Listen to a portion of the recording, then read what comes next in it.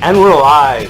Welcome back to another episode of Professor in the Inning. I'm Nick Wolfinger. And I'm Dalton, the golf ball destroyer, Whitehead. That must be expensive to destroy them. It's worth the price. I'll leave you all the golf balls in the world. Thank you. You ever played golf, Nick? I have. What'd you think of it? It's not for me. It's very hard. Oh yeah, I found it was hard. I found it, what is it? This is not a sport, right? It's not. No, it's a sport. But it's not demanding like running or doing martial arts. It's not compelling like a video game. So what is it? It's a video game in real life.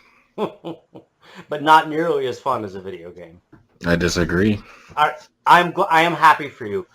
It'll because businessmen cut a lot of deals on the golf course. That's right. Here's how I look at it. There's different types of fun. Can you remember any let's say 5 years ago and beyond? Can you remember specific moments playing video games, like exact specific moments? Oh hell yeah, hell yeah. How many? I have to start and think about it, but I can remember. I could remember many. But you can't remember any off the top of your head. Sure, I can remember them, but it's meaningless, right? There was the time I was playing DayZ, an online video game with my guys, and we were in one apartment building, and there were people. We were shooting it out for the people in the next apartment building, and it was wild, chaotic fun, where all of us in our team were screaming and yelling on the mics. That was fun. In the same apartment buildings a little while later, actually, one thing that made it remarkable is I threw a grenade from one building to another and killed people. Later on, days or weeks later, in the same building, I went to throw a grenade and someone knocked me unconscious and the grenade went off and I killed my teammate. I stand corrected. But I think you're a little bit of the exception, because I think the vast majority of times people play video games, if you asked them like 6 months later, they wouldn't remember anything really, other than the fact that they played it. That's an interesting question. Whereas with golf, it's your real life, for lack of a better term. So I think when you do have great moments, it's something you'll remember for the rest of your life. Like a hole-in-one? Yeah, like a hole-in-one, or specifically, I was playing in the Utah 4A state championship my junior year of high school at a course down in St. George, and it was a par 3, and the green was like an island green. And the way they're doing it is they'd have like one group hit their ball on the green, and then it was like a long walk, so while they were walking, the next group would hit their ball on the green. And so when I went up to hit, there was probably like 50 people watching me down on the green and up by where I was hitting, and I hit it to like 4 or 5 feet and then made the putt for birdie, and like all these people cheered, and like that's like one of my proudest moments of golf. And to me, it's like, I highly doubt, unless you're making money, you're going to have moments like that with video games. That's why golf is better than video games. Let me step back from that and just compliment you. That is a great question to ask, right? How much, are there specific moments you can remember about something? I hear all the time, millennials don't care about material goods. They're interested in experiences. So what produces interesting experiences? And I also, definitely think there's something to, it takes years and years to, you can never like fully master golf, but what's humanly possible, it takes anywhere from like 5, 10, 15 years to master golf. I believe it. Whereas a video game, it can take someone a couple days, and they've basically gotten as good as you can get at the game. I know there's the exceptions, and there's the pros. So, I recognize that, where it takes longer and there's more skill. But for the most part, anybody can learn how to play video games and be pretty damn proficient very quickly. I will argue with you there. Some games have vast tactical depth, and you have to learn about that. You have to learn what works in combination with what else. But do you think that would take 10 years? No. Okay. But it would take a while. But you kind of get my point. Yes. Yeah, it seems like a really simple sport. You're just hitting a ball with a stick, but it has more depth than that. Oh, it's it's so difficult because, with most skills, like once you get to a certain point, as long as you don't stop for a long time, you basically can't get worse. You might deviate a little bit, but with golf, like, one day you could play the best game of your life, and literally the next day you could play the worst game of the year. And that's what's so maddening about golf, is it's so mental. Right. That just a little change in attitude, just like these little subconscious type factors, can make you play great or terrible. A lot of sports are like that, right? That's why there's sports psychologists, people who have performance anxiety or are slow starters, even though they're talented athletes. Yeah, but even outside of competition, like even if you're just playing by yourself, Right. There's wild swings in your skill and ability, and I think that's what's so fascinating about golf to people. And I think I describe golf as it's like the heroin of sports. Huh. Some people will do it and be like, "This fucking sucks. This is not my thing." Yeah. But some people will do it, and it'll be the greatest high of their life, and they'll be a lifelong addict. There is a world separating us, Dalton, because I cannot imagine golf in that capacity. Oh man, to anybody listening that has played golf, Yep. Maybe they don't play regularly, but maybe they know what I'm talking about, where you hit one good you could play 18 holes, 4+ hours of playing, and you hit one really good shot, and that's what gets you to come back the next time. I certainly know it can be addicting, just because The Simpsons had a bit about golf addiction. Oh yeah. Hey, do you ever see that Family Guy little thing about golf? No. Oh, it's so funny. He's like trying to teach Lois how to golf, and Peter like sucks, and he's like freaking out. He's like, "This is fun. We're having fun." And I recommend, if you get a second or after this podcast, just look up Family Guy golf, and even if you don't golf, you'll understand it, and it's hilarious. All right. Moving on from golf, I had a question I wanted to ask you. Turn the tables. In the first week of this podcast, you said, "This is a free speech podcast." What do you mean by that? We can say whatever the fuck we want and not go to jail for it. That's not true. There are things that would put us in jail. Well, I don't think we would say those things, so I'm not worried about it. No, I don't think we'd say those things either. But, what podcasts aren't free speech podcasts? Well, I guess, I don't know if Alex Jones had a podcast, but he's only got his free speech taken away on those platforms. But, that raises a different point. Why do you think you should have free speech on platforms run by private companies? Oh, this is a huge divide in the libertarian world, Exactly.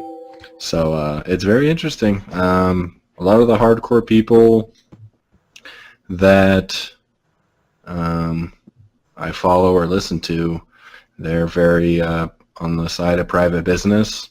But then some people are saying, let's get real. If someone is in the public space and making money off being in the public space, if they get taken off Facebook, Twitter, Instagram, YouTube, iTunes, you're basically ending that person's career. Yes, or making it much more difficult, really crimping their earning power.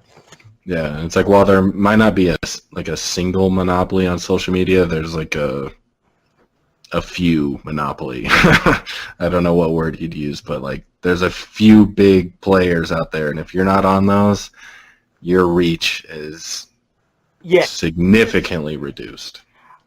So I am certainly in favor of enforcing antitrust action against some of the big tech companies. Elizabeth Warren has said as much, which is a bold thing to say, given how it means the tech companies will be working furiously against her election. So what would that entail? So let me give you an example. For Facebook, it might mean that the social media, the Messenger, and Instagram become separate companies. That's one possibility. Would that really change anything, though? I expect it would. I mean, why do we care about monopoly power in the first place? I don't know. It's a good question because of the counter argument to monopolies I've heard, and I guess it might depend on the industry. Certain industries could obviously change those factors, but people talk about, like, I've heard Walmart. They come into towns and they buy out all the little guys, and then they're the only game in town, and then they can just jack up their prices. And it's like, well, if they jack up their prices, somebody could create a business to undercut those prices and then undercut Walmart. It's not that easy it's not that easy, right? Yeah, but in certain industries, that to just come into that industry might be insanely difficult. Yes. Almost impossible. Yeah. I mean, that's why antitrust law exists, because if there are monopolies, ultimately capitalism, competition will be threatened, and capitalism will be threatened. So breaking up the tech companies is one possibility. Another, which I'm not sure how I feel about, is nationalizing Facebook and Twitter. Nationalizing Facebook and Twitter? Yeah, or actually not nationalizing, but regulating them like you. I'm sorry, I take that back. That's too extreme. Not nationalizing, but regulating them as utilities. So if the government is going to regulate them as utilities, do they have a right to kick people off like they've been doing? That's a good question.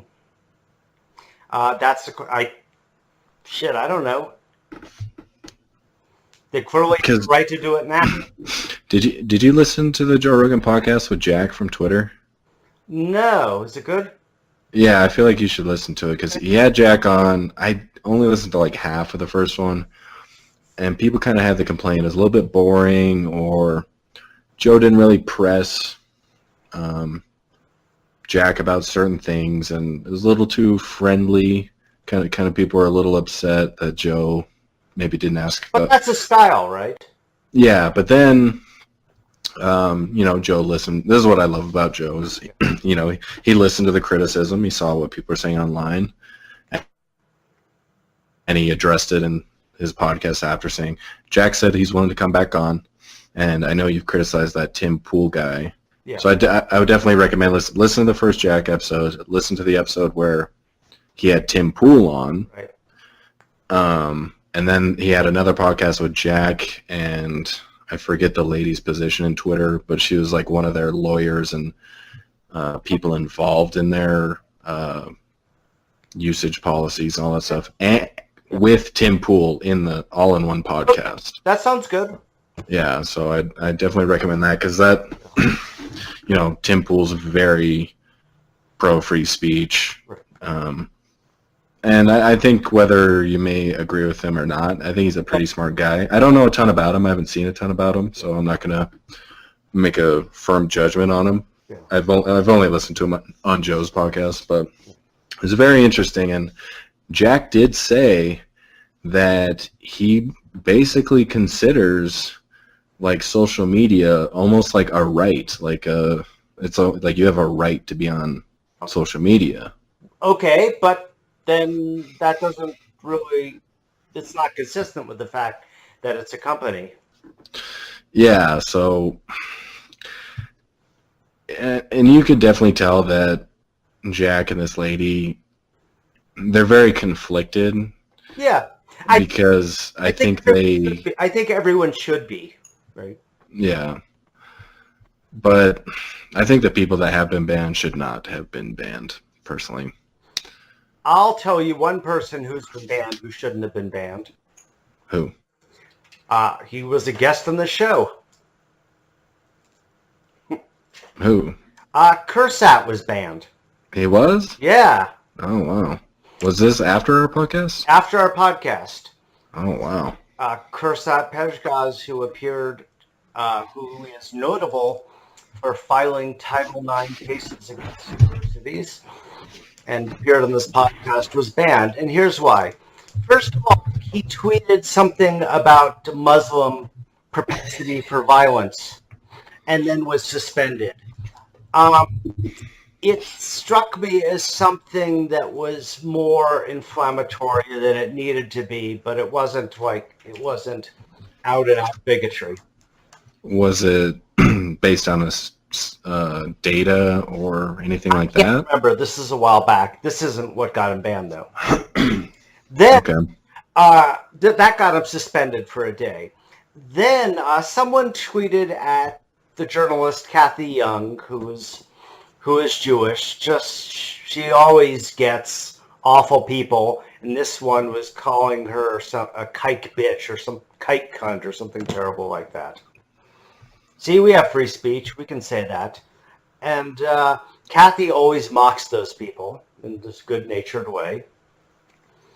And Kursat joined in on the mockery, meaning he was thus associated with the tweet that Kathy had received calling her awful names. And so then he was banned. Wow. Which is bullshit, of course, because he was indeed mocking and insulting, as he should be, the person who had called Kathy names. Yeah. And so my understanding of how that works is, first it's done by algorithm, right? And then if there's an appeal and actually a human being looks at it, but he lost his appeal. What? Yeah, it's bullshit. Do you feel like there's a major left-leaning bias with social media companies? I really don't. Really? Yeah. Why does it seem like all the people that have been banned would be considered not left-leaning? Let me point out that the most recent Twitter bans, or were they Facebook bans? I can't remember. Included Elijah Muhammad, who's certainly not a right-leaning person. And I don't think it's... I think at this moment in time, it's people on the far right are more likely to do offensive things than people on the far left.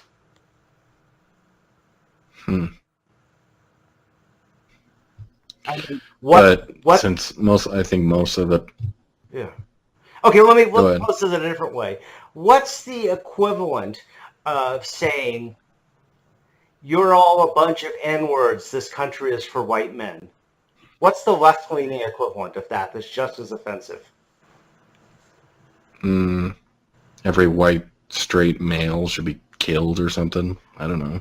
It's bad. That offends me. I call that out when that shit happens, but and it does happen, but I think to the majority of us are not so shocked by that. We're more likely to write it off as just an idiot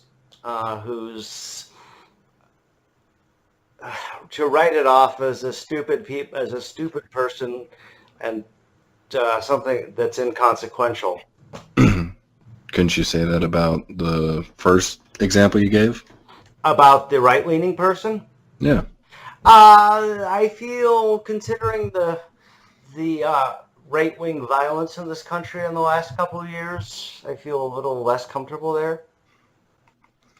But shouldn't the same principles of free speech or view on speech apply? They should, right?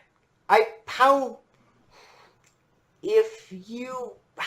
little conservative thought has really been kicked off social media? I haven't paid like super close attention to it. The answer is very little. And it seems like from what I've seen, there's only been like a dozen high-profile people being banned. Yeah, that's my opinion too. But it definitely seems like more people are on the right than the left. That is true too. That is true. I don't think there are. There's people. I don't think there are any people on the left who are who are as influential as Paul Watson or Alex Jones either. Are there?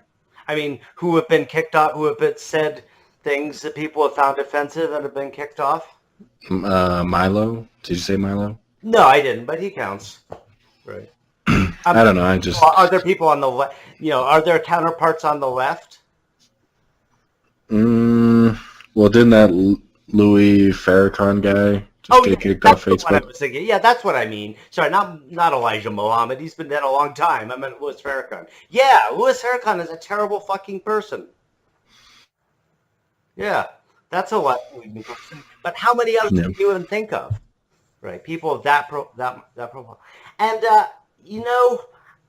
I don't want to equivocate on this. Alex Jones is a terrible fucking person.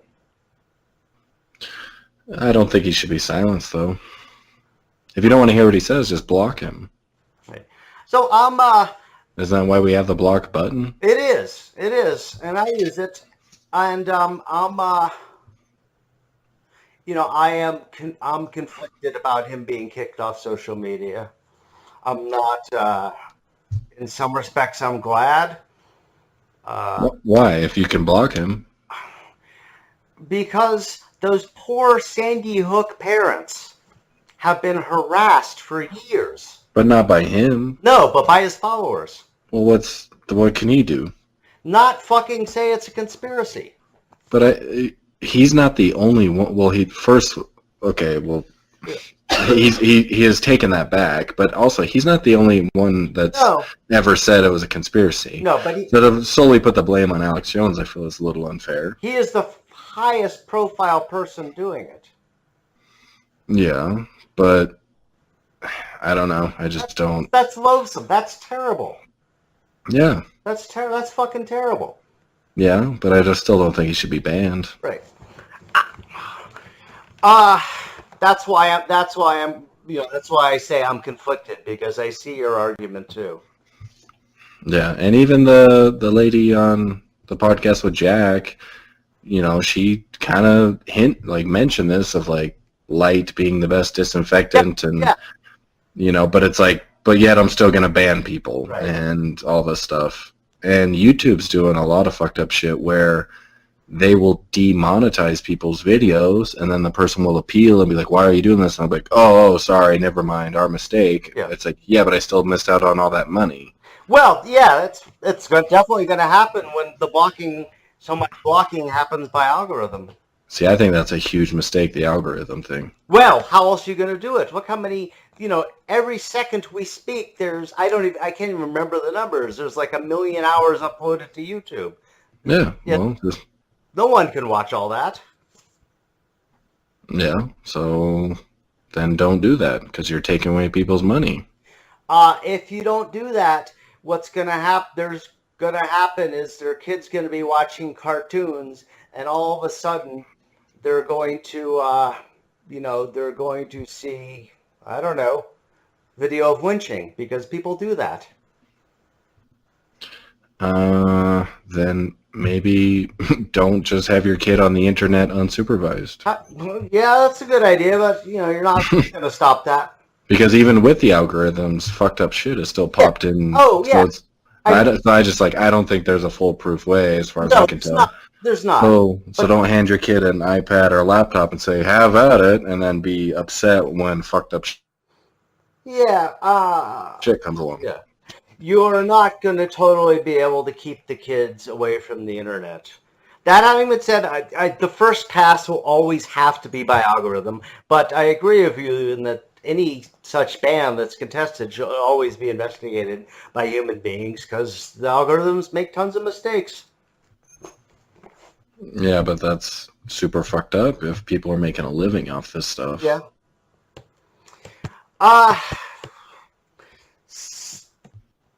So where do we go from here?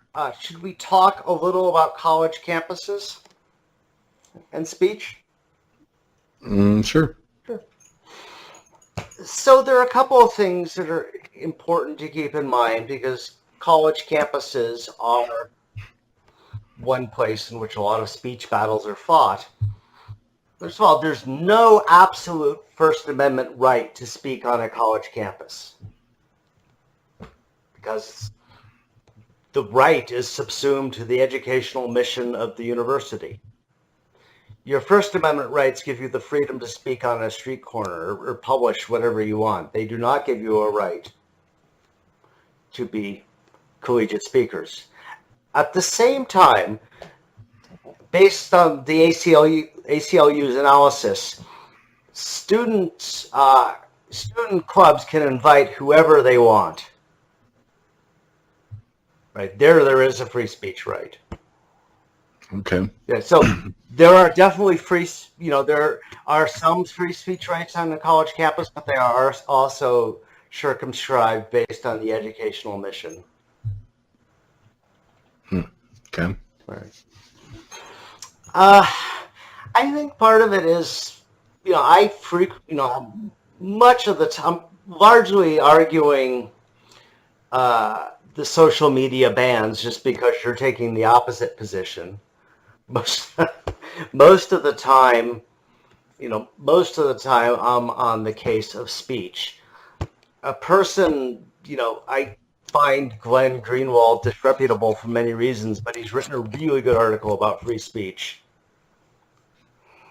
that everyone who's interested in it should read. And people who want laws against hate speech, typically these days people on the left, well, who's going to make those laws? Who's going to enforce them? The Trump government? Exactly. Yeah, they don't really think that through. Glenn Greenwald makes this point. Also, bans on, control limits on speech tend to disproportionately affect the people who don't have power. Those people, I think, are benefited by free speech protections. But why do we care? Why do we care so much about free speech? Why do you even have to say it's a free speech podcast? Because people get locked in cages. Who gets locked in cages? Just throughout history in other countries and in this country. I mean, look at civil rights activists and stuff. Right. Well, that's true. That's true, but their right to free speech didn't save them. Sorry, say that again? Their constitutional right to free speech didn't save them from having, fire hoses turned on them and dogs and shit. Yeah, I should have had guns. I don't think so. What would have happened? Don't you remember that Martin Luther King... Maybe motherfuckers wouldn't have brought fire hoses. I'm pretty sure it didn't work like that. Don't you remember that the civil rights Martin Luther King's movement was explicitly a nonviolent movement? Maybe it would have went along faster if it was violent. History shows that nonviolent protest has always worked better. Not the American Revolution. That's not quite the same thing. That was a revolution to establish control over the country. That's not what the civil rights movement was. Hmm. And I can find, there are many other examples of nonviolent protest working. Because play it through, right? Suppose all the people marching for civil rights in the South in the early 1960s, suppose they had brought guns. What would have happened? I don't know. A lot of people probably would have died. Yeah, a lot of people would have died, and they certainly would have been less sympathetic. Part of the nonviolent strategy was to create compelling images for national media, right? So people like us would see this on the news, would see peaceful activists being fire hosed and be indignant and demand change. That wouldn't have worked so well if they were armed. Well, even if it was in self-defense? Even if it was in self-defense, because what's the point? Certainly, sooner or later, they may have been shot.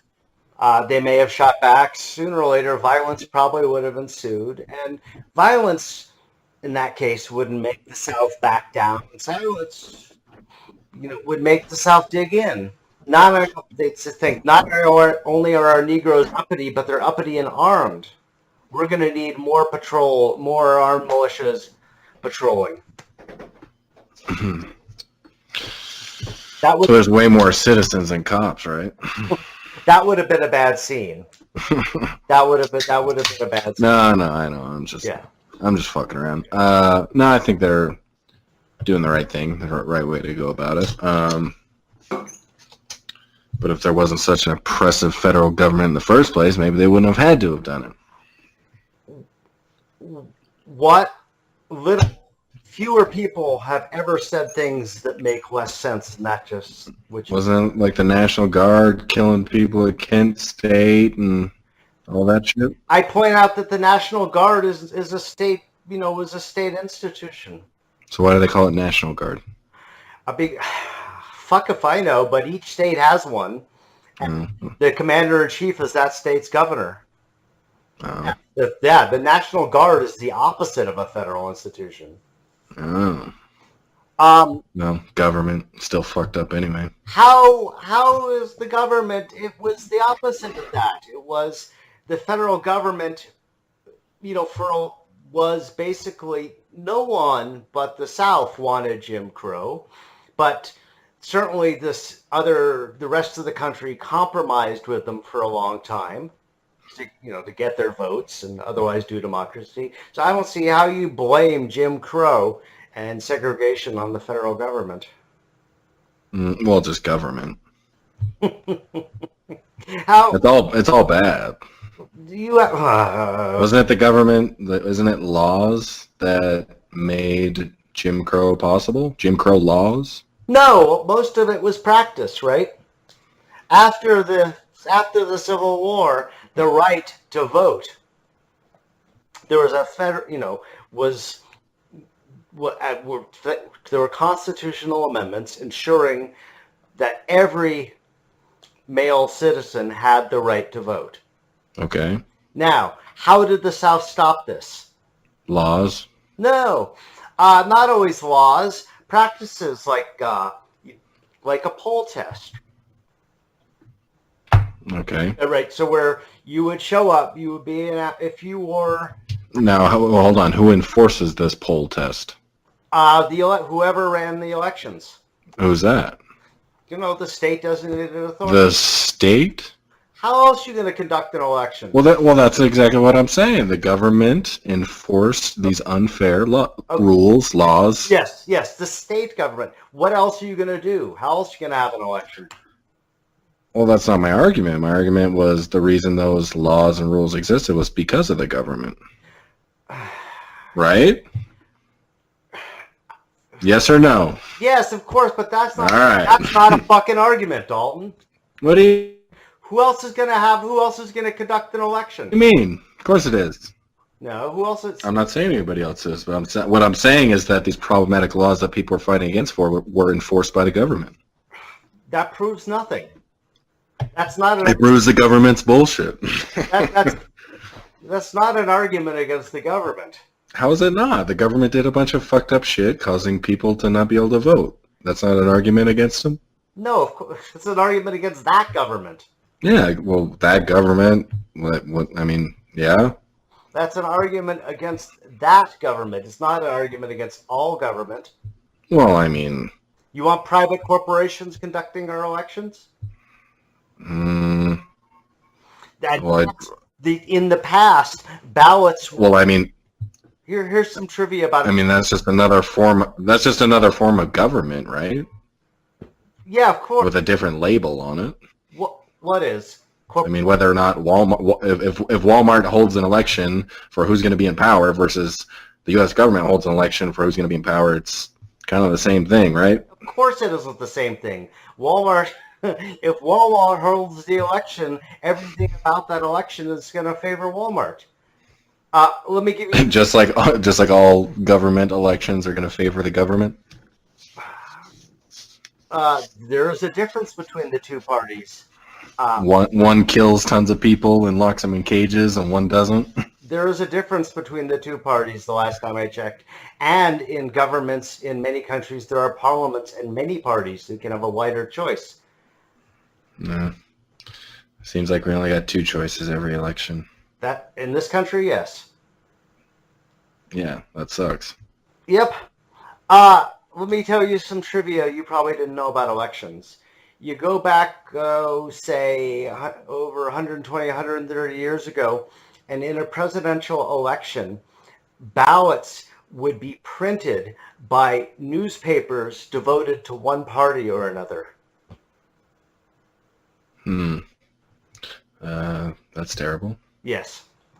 Aren't you glad the government is more involved now? But if there was no government, there would be no voting. If there was no government, we would live under war. We'd all be dead. Nah. Not me, bro.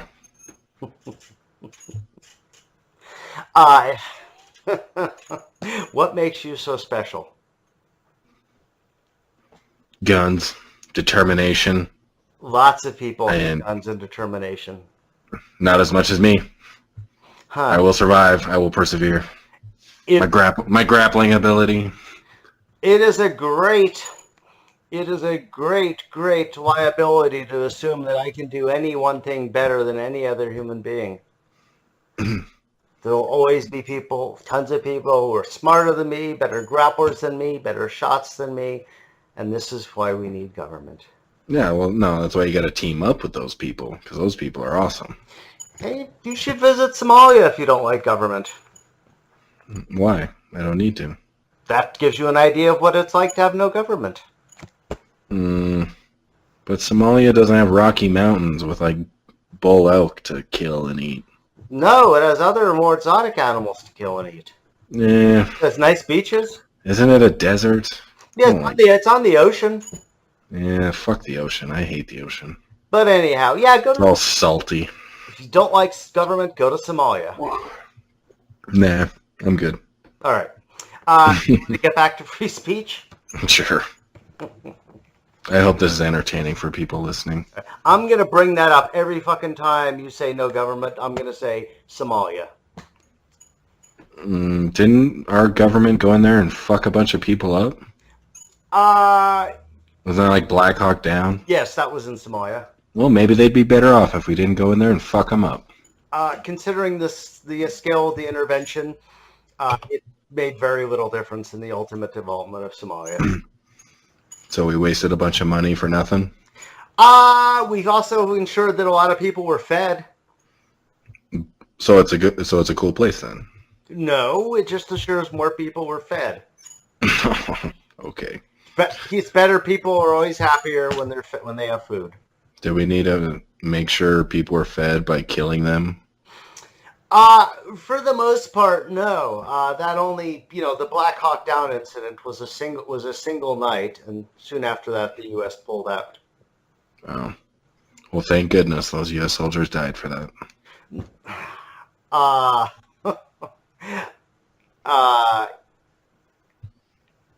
It's fucked up shit. Just say it, Nick. It's fucked up shit. It's okay. Fucked up shit it's fucked up shit when anyone dies. Yeah, it's fucked up shit. Just say it. It's okay. All right. Getting back to free speech. Hell yeah. Anything with freedom in it. I love it. But why? For so many people, it's just it's a slogan. There's no, I mean, what's the alternative?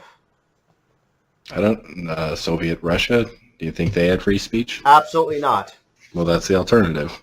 Well, there are other alternatives. Well, that's the worst case scenario. Worst case scenario. So that's why you always gotta let the fucking oppressors know. I got freedom of speech, bitch. Can't put me in the gulags. That's not an argument. I think it is. What do you mean? Let's pick a more realistic example, or more reasonable. How about Germany? Ugh, Germany. Gross. Why? Nazis and shit porn. I actually just read a serious book which had a long digression about there really is a German fascination with poop. It's weird. Yeah, probably because they got defeated by America. That was what they resorted to. That was also 75 years ago, and they are a thriving, wealthy democracy. And for now, we'll see. Let's talk about their freedom of speech. They have one policy that's very famous that limits freedom of speech, and that is no Nazi stuff. Nah. As in what? Can you buy like memorabilia? No, you can't. Like what are the parameters on that? Yeah, you can't. Could you post a video? Could you post a video of Hitler speaking? Oh yeah, certainly. I mean, yeah, if there's an academic purpose, certainly. But you can't post published swastikas. You can't. You get that. You can't wear a swastika T-shirt. You can't. You can't. That's the rule, right? Certainly, yeah. This does not preclude. Oh, and here's something amusing. I was playing the original Battlefield video game 15 years ago, and in many of the maps there was Americans versus Germans, and I thought, wait, this is like I'm fighting in the Kaiser's army, because the planes all had Iron Crosses on them and then swastikas, and then I realized, oh, they want to be able to sell this in Germany. So you couldn't even have video games with Nazi stuff in it in Germany? Apparently, I mean, that's my guess. I'd have to check to know for sure. Yeah, Jesus. Probably, maybe who knows, right? Maybe if you're only killing Nazis, you can have them, but if the Nazis are playable characters, the Germans are playable characters, as they were in that game, you can't. But anyhow, there are limits. You can't go all Nazi in Germany. I don't know the exact limits because I'm not a German. Yeah. But how is that? I get what you're saying. Okay, so how is that so fucked up? Well, to me, is the word martyr correct? Right in this scenario, it's like a martyr, or it makes people more. It's like the Streisand effect, makes people more interested in it, or it's like being the bad boy, or it's like when you tell a kid, don't do this, and then they want to do it even more. To me, I feel like that's probably the effect of it. I mean, I do know, for example, I had 25 years ago, I had a German girlfriend for a while, and she told me that people will write as graffiti the Hakenkreuz, which is the German name for a swastika, translates literally to hooked cross. They will write it in public to shock, the same way people would write the N-word here to shock. Yeah, because there's power with it. There's yeah, but So I don't know. I feel like that law didn't stop people from being Nazis in any way. No, but well, in any way, I don't know. Right? Maybe some more people would have been recruited to the cause if their materials could be circulated more widely. I don't know. But how does the quality of life and the quality of discourse for Germans suffer as a result of that law? Mm, I mean, if it pushes Nazis underground and maybe that law helps boost their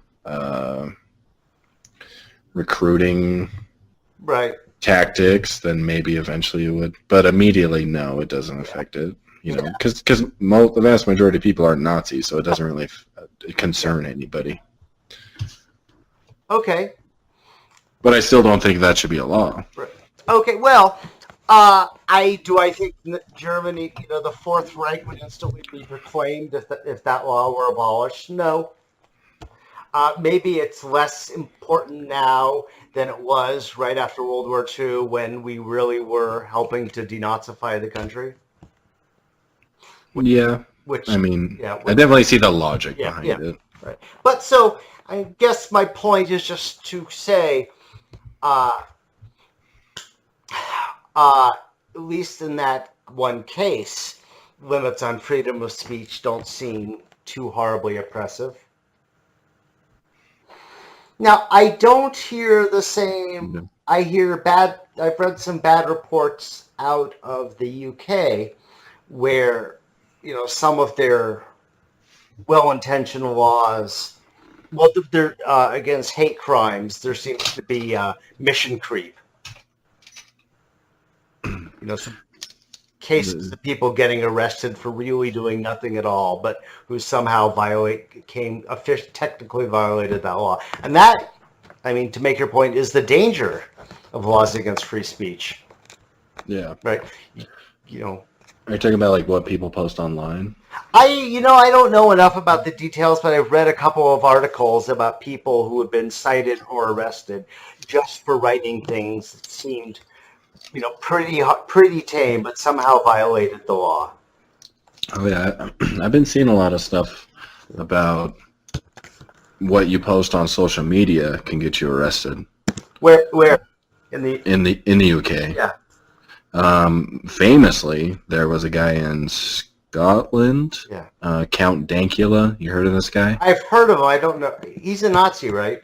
No, not at all. So he, as a joke, trained his girlfriend's dog to basically think, like, when he said, "Do you want to gas the Jews?"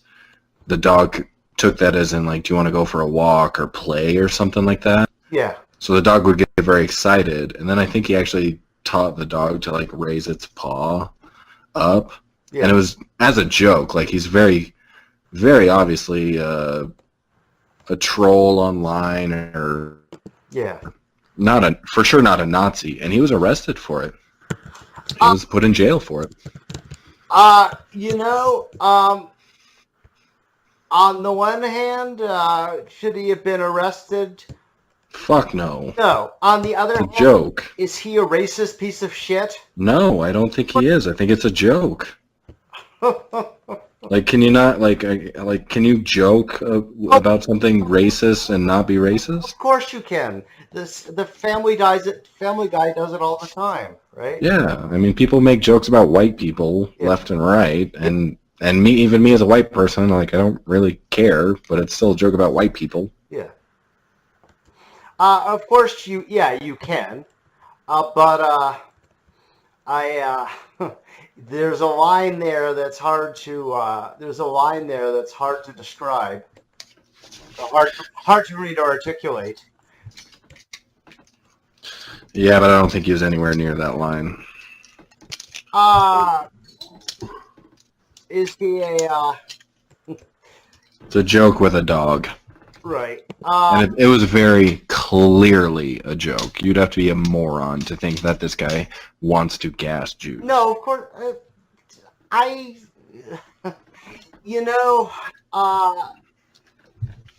It's just not funny to me. That's fair. It's in poor taste. Yeah, it's something I wouldn't do, but But when I saw it, I was like, Jesus, that's outlandish. Yeah. And then that was it. like I don't make jokes like that. Uh, people I know don't make jokes like that. I totally buy that it's you can this not only the Family Guy but the Simpsons has made constant jokes about Hitler. Because Hitler in many episodes, and I don't think anyone's offended. So it can be done, but that's uh, I don't get it. Yeah, it's not your cup of tea when it comes to humor, Yeah. but it shouldn't be against the law, and he shouldn't be fined or imprisoned for it. No, that I agree. I agree with that. Yeah, I mean, he was. Yeah. I totally agree. That's preposterous. Yeah, so that's what I worry about. Right. I worry about that type of thinking where becoming more popular, where jokes become a criminal act. I agree. And I agree that's a danger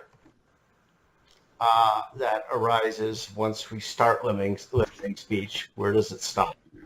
Yeah, so let's just, to me, like, other than telling people go harm this person or commit crimes against people or property, other than inciting violence Yeah. that way, a direct order, you should be able to say whatever the fuck you want. Yeah. I mean, well, there's that. Those limits have been placed on free speech. There are many other limits that have been placed on free speech. You can't say fire in a burning building. Satire is protected, but libel is not.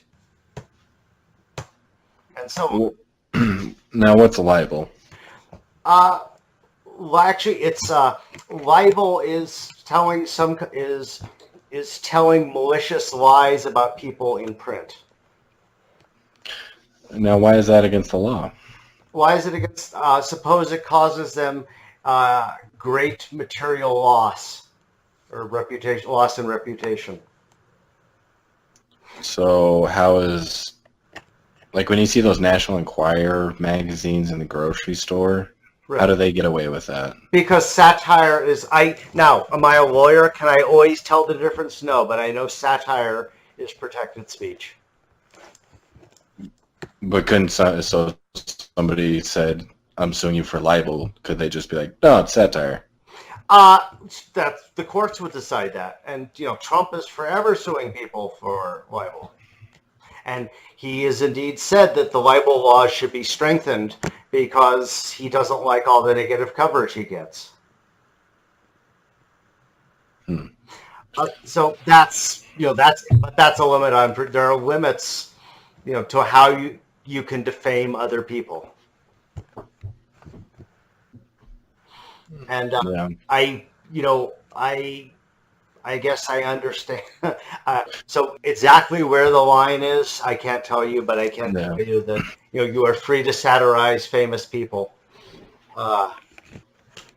Yeah, because, like, Yeah. I mean, so you said libel's hurting reputation or maybe monetary value. Yeah.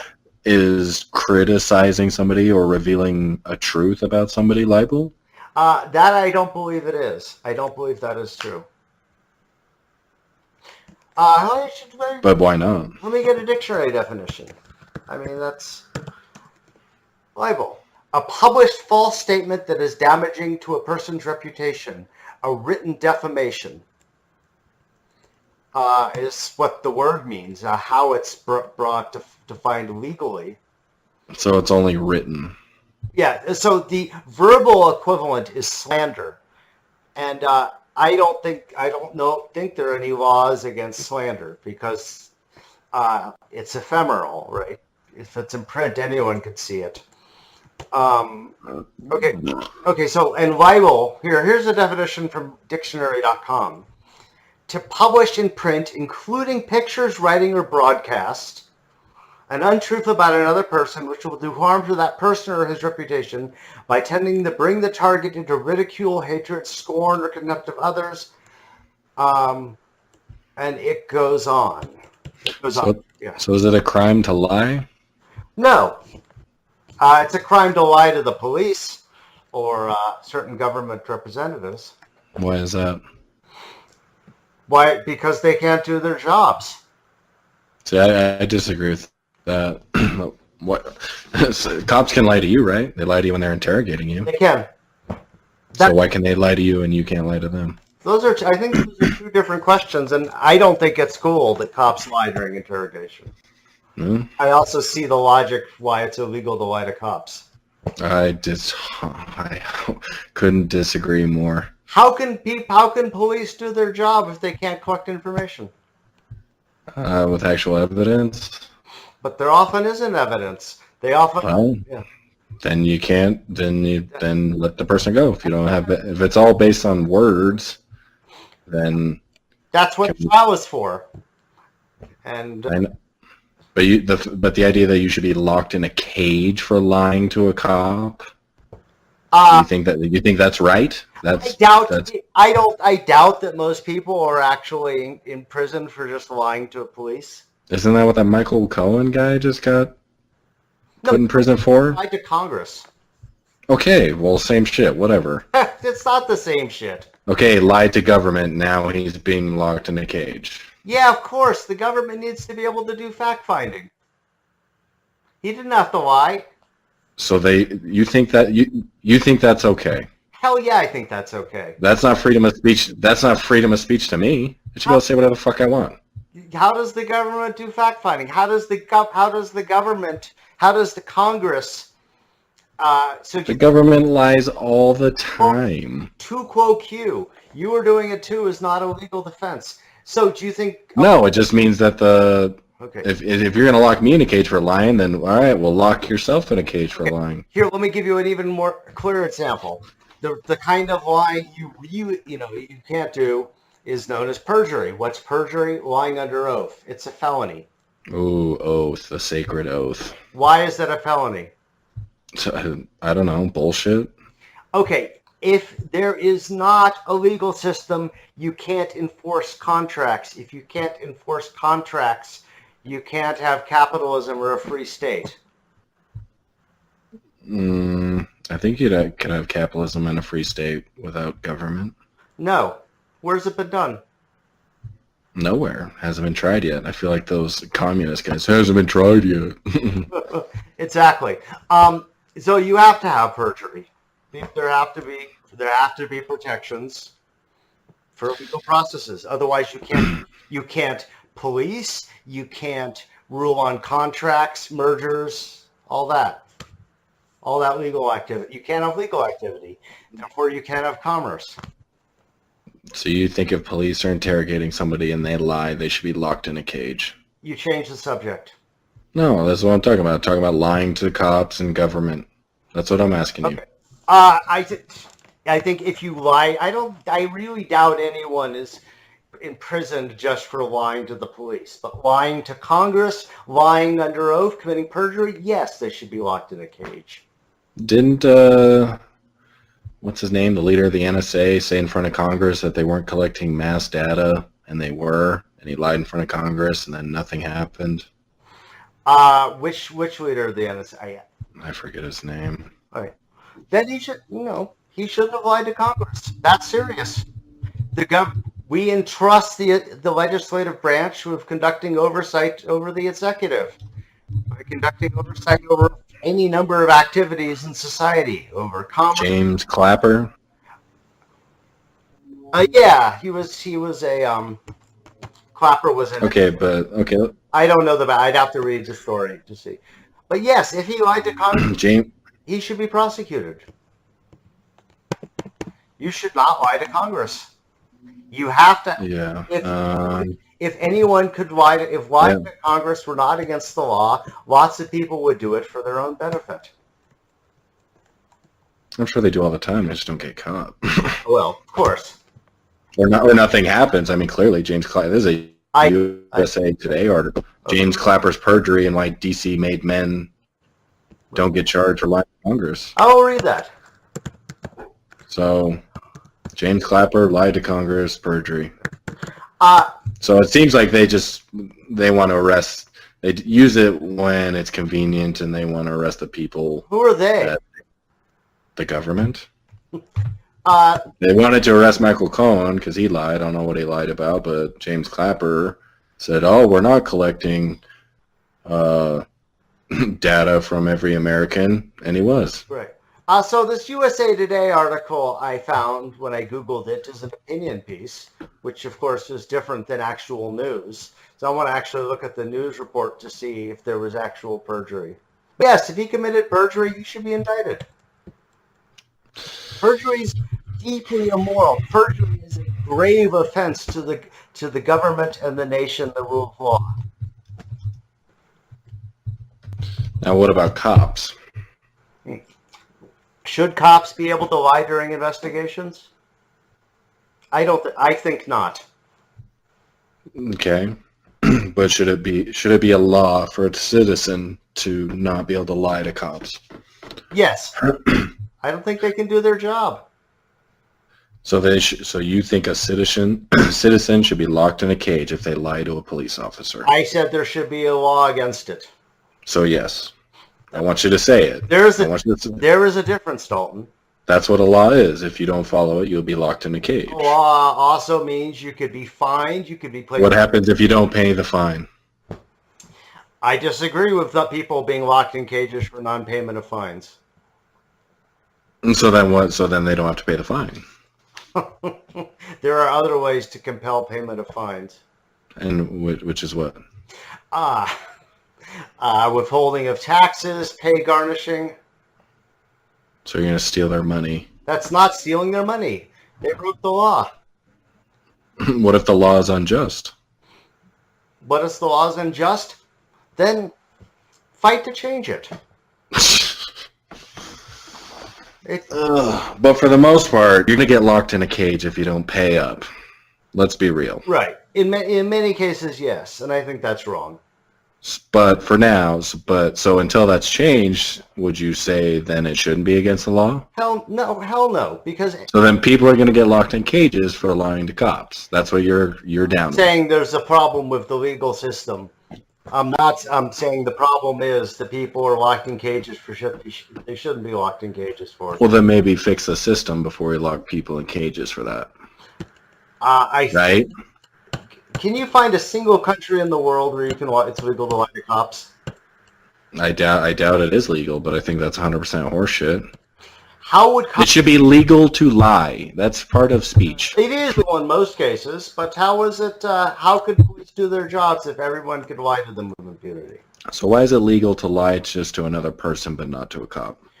Aren't they just people? No, they're not people. They're representatives of the state with a very specific mandate of keeping. They're the people with the guns and the cages. Yeah, every state, or at least every state we'd want to live in, the government has a monopoly on force or a near monopoly on force. For somebody who considers himself a liberal, I can't believe you'd be down with arresting people for lying to a cop. Yeah. I honestly can't believe that, Nick. What? I'm very shocked by that. Why? What you think I want to give all cops bunches of daisies to club criminals over the head with? No. No. What does that have to do with being locked in a cage for lying? I think that being liberal would mean disarming police and not giving them powers to shoot people. Well, I mean, being a logger is more dangerous than being a cop. Yep. But, Yep. I'm just very shocked that you are totally cool with just that dynamic of if you lie to a police officer, you will be arrested. I don't see how why has that never been an issue in any election? Why is that a law in every single country? It's because it's inevitable and required. It's required for police to maintain order. I think the order comes from just citizens, not cops. Then we wouldn't need a police force if that were true. Maybe we don't. Of course we do. Maybe. Some people disagree. What country doesn't have one? What are you going to do with murderers? Kill them back. Who's going to do that? Citizens. That doesn't work. Citizens aren't trained. Well, maybe they'll start training if there's no cops. They're also prone to vigilante justice. Good. Sometimes it's needed. Again, Somalia. Yeah, but Somalia, there's no good resources there. It's right on an ocean. There's tons of fishing. There's tropical beaches. Fertile soil. I don't know about mineral resources, but it certainly has the physical requirements for some really nice resorts. You can have one of those. You just show up with like a bag of money and a bunch of guns, and you can make your own resort. You'll have to provide your own electricity, purify your own water. You might not want to leave the resort, but you can have a very nice resort there by acknowledging the government's failure to have a monopoly on force.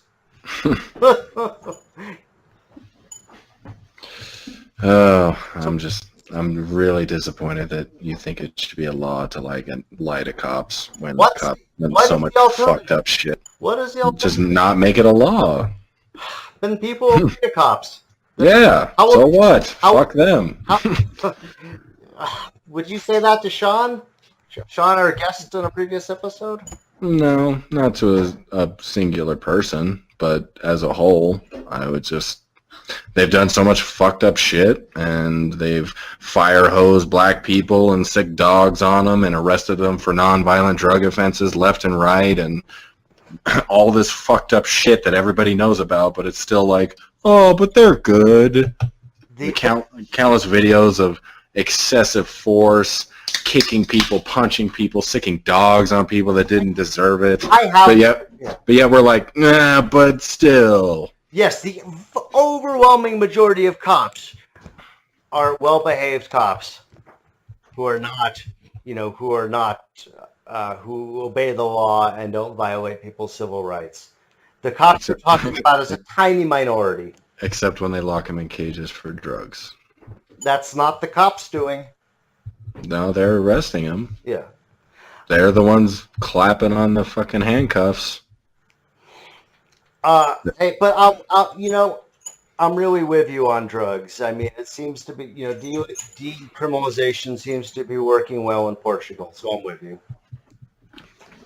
Yeah, well, the cops are still, right now, this second, putting people in cages, fining them large fines, putting black marks on their record for drugs, and it's like, well, they're just doing their job. That's fucked up, and it needs to change, and cops need to step up and be like, no, I'm not arresting people for this shit. What is keeping your neighbor from busting in and stealing your Chromebook right now? My fucking gun that's within arm's reach of me? I would argue that he won't know about the gun until he busts in, so something else is doing it. The fear of that being a possibility, or people just, for the most part, being pretty chill and just not wanting to break into their neighbor's house. Because I could go break into my neighbor's house right now. It's going to take several minutes, right, if at all, for cops to show up. Right. So if they want to do it, they can do it. So there's cops in front of every door preventing it. No, certainly. That's why bad shit still happens. Yeah, but the threat of arrest certainly deters some people from misbehaving. And also the threat of getting fucked up. I mean, my neighbor is a former cop, and he has many signs on his garage that basically say, you break in my house, I'm going to fucking kill you with my guns. That's a pretty big deterrent in my mind. Yes. So, I don't know. I think a lot of people, that's a big fear of, if they want to do fucked up shit, they go, yeah, you break into that person's house, you don't know what's behind that door. We have gotten far away from free speech. Oh, but I love it, though. I love these conversations. We have a wide variety of guests coming your way in the future. They all just said they couldn't do it this week. So you're stuck with us rehashing many of our same arguments about the government again. It's bloated, and it's tyrannical, and it's only getting bigger. And it only has better technology to spy on us and to arrest us. For those of us who say the government is bloated, start finding parts you're willing to trim. The military. Which part of the military? The part that goes around the world bombing people. You'll have to get more specific than that. Any part that says we're gonna go fuck up a bunch of poor people in the Middle East, let's trim that off. That's a civilian decision, not a military decision. Well, that's the problem. Yeah. All right. Well, or how about the DEA? Yeah. The ATF. The ATF is doing some useful things. Like what? Monitoring alcohol and tobacco. I don't know what the fuck the ATF does with alcohol and tobacco these days, but there are laws of firearms in this country. Gross. Anarchy. Everybody should be growing gardens. You don't trading with their neighbors, stockpiled with guns. That way everybody's peaceful because they know if they get out of line, they'll get shot. Somalia. Nah, Somalia is a desert shithole. Utah's a desert. Not in the mountains. Somalia. We got lots of snow and water from the mountains. We just... Somalia. No. All right. Thanks for listening to another episode of Professor and the Idiot. If you like what you heard for some unfathomable reason... No, this is entertaining. What are you talking about, Nick? Everybody's going to love this episode because either you're going to hate me... Yeah. Or... and think I'm an idiot, but it's still going to be entertaining. Or you're going to love me and be like, fuck yeah, Dalton, tell Nick what's up. Fuck the government. Drink beer, carry guns, grow a garden so you have your own food, collect rainwater, buy cryptocurrency because apparently the government wants to ban it because it's going to take away all their power. Did you see that? Oh, God. Did you see that? They want to ban cryptocurrency because it's going to take away all their power. That's what a representative said, like in Congress or some shit like that. I will take a look at that. Look at my Facebook. It's on there. You'll go down my feed on my Facebook. You'll see it. If you know Jack Henry, tell him to show up so we can interview him about crypto.